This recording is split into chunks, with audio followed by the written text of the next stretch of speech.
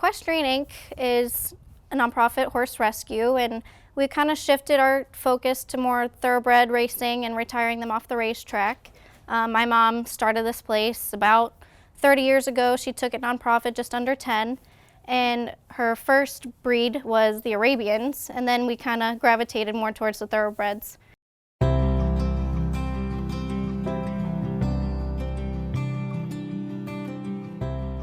My name is Deanne Smith, and I've been a part of Equestrian Inc. since its existence, and we've been at this property for well over 30 years. I'm 24, and I was basically born here. The horses we have about 12. It's hard to keep track, when you do this every day. We have a little bit of an age difference. Our oldest is 32, and our youngest is 4. Our 32-year-old, he's a sanctuary horse, so that means he'll never go anywhere for the rest of his days. He was a pony horse for about 25 years, so that was his job, and that's the horse that takes the racehorse to the gate.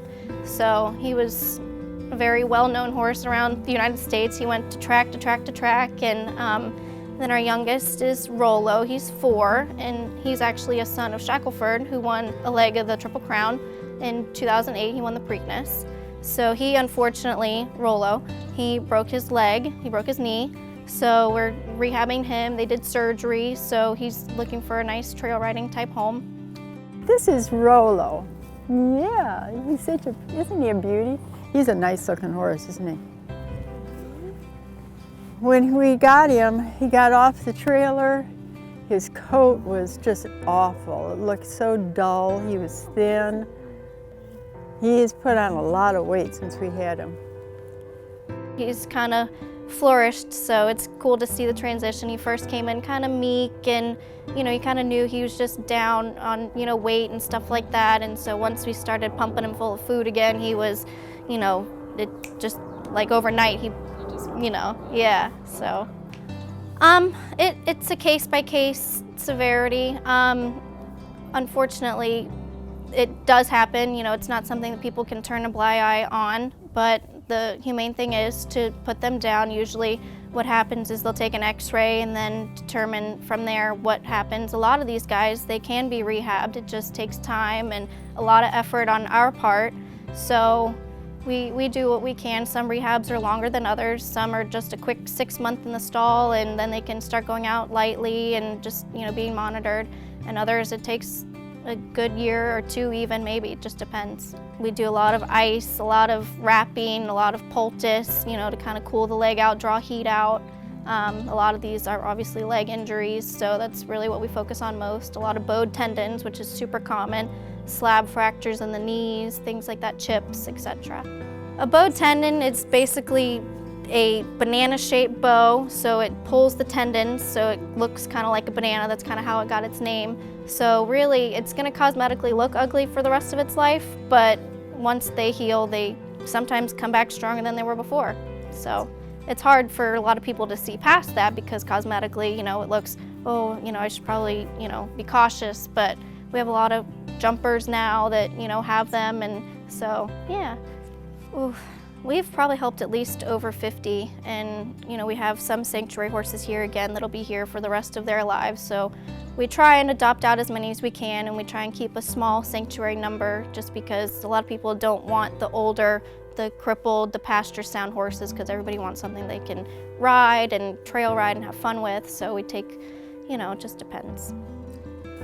And we treat our horses really well. They're all pampered and babied, and the ones that are able to be adopted out, we work with them, and then we will find people to take them. And our adoption agreement is very stringent. We are very particular. People have to provide financials for us and everything to make sure that they can afford to take a horse, because it's not cheap to have a horse. It's a big expense. And we want to make sure that they have a nice place for the horse, that the fencing is good, and that they have a good vet, they have a good farrier. This is Bo. Bo got adopted, and he's going to be leaving probably in a month or so. The horse that's standing on the other side of the fence, that's Whitney. And she is, I think Whitney's around 20 maybe. She came from Ocala. She was left with 20 some other horses in a field there. Isn't it awful? And so we took her, several other horses, and her colt, who we later adopted out. The horse behind me, actually, Astoria, he was my mom's first thoroughbred rescue.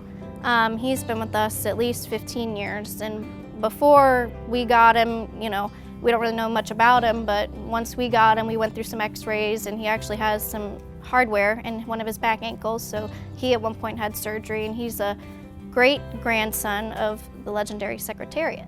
So it's cool to say we have one. There's probably millions in the world, but it's cool to say that we have some good bloodlines in our barn. It depends. Sometimes we get very limited, sometimes we get extensive. Sometimes the younger horses, they've only had one owner, so they are more than willing to, you know, give us the rundown ABCD of, you know, how they got them and things like that. So a lot of these guys are pulled from the yearling sales, and then they get put into training, and then within their first year of running, you know, they're 4 or 5 years old, and then if something does happen, then we end up with them and we try and rehab them. Oh boy, that's the daring question. Equestrian Inc. is, it means the world to me. Again, it's home. Let's see, how do I put this?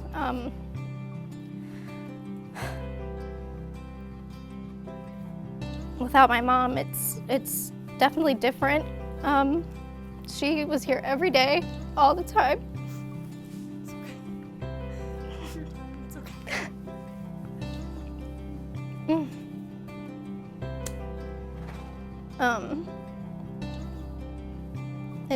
It's just everything.